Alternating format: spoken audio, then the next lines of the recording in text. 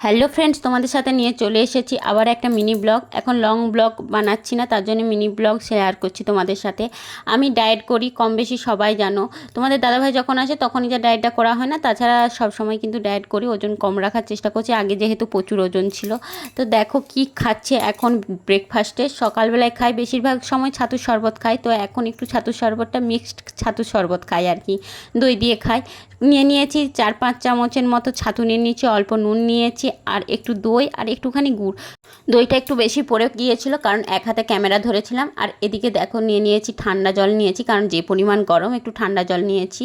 আর দিয়ে মিক্সিতে দিয়ে কিন্তু মিক্সড করে নিচ্ছি। আর এর সাথে অল্প দিয়েছি যে জিরে, শুকনো খরাতে ভেজে গুঁড়ো করে রেখেছিলাম সে জিরে গুঁড়োগুলোকে, আর দিয়ে একসাথে মিক্সড করে এরপরে কিন্তু আমি খেয়ে নেব।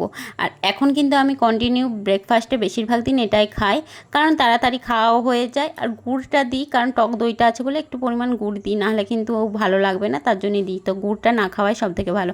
যাই হোক, সকলকে টাটা। মিনি ব্লগটা কেমন লাগলো জানিও।